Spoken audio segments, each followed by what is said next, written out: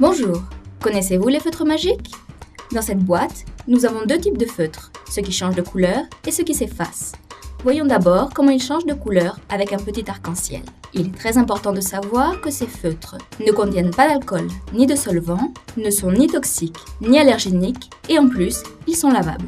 Maintenant, nous allons utiliser le blanc, le feutre magique. Il y en a deux tout à fait identiques dans chaque boîte. Sur le papier, le feutre blanc ne fonctionne pas. Mais sur l'arc-en-ciel, toutes les couleurs changent.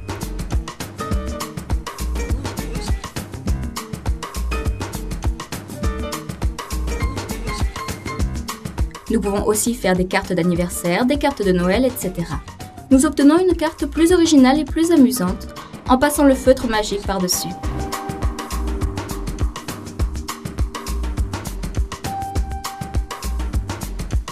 Et en jouant au code secret, nous découvrons ce que nous avions dessiné auparavant.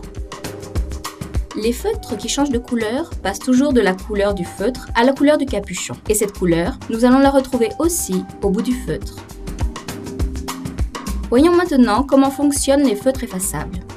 Nous faisons un fond et nous dessinons par-dessus. Non seulement ce fond s'efface, mais si les enfants se tachent les vêtements ou la peau, ça s'efface aussi.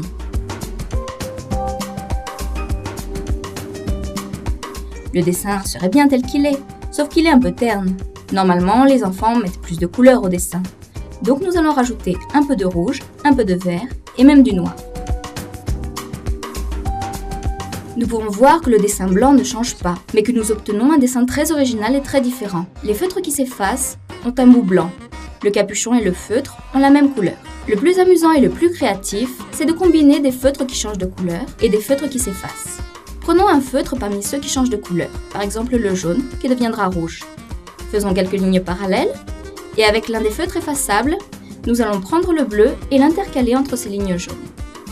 Maintenant, nous passons le feutre blanc par-dessus, c'est-à-dire le feutre magique, et nous obtenons alors un dessin tridimensionnel fantastique, comme si c'était l'œuvre d'un artiste.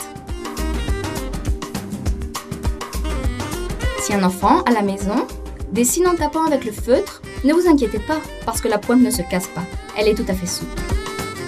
Par ailleurs, si l'on perd le capuchon d'un des feutres, il perdra environ 10% de liquide par mois, et durera donc environ 1 an. Mais si nous remettons toujours le capuchon après avoir dessiné, les feutres peuvent durer 2 à 3 ans, selon leur utilisation. Maintenant que vous connaissez les feutres magiques, ne laissez pas l'occasion de vous les procurer.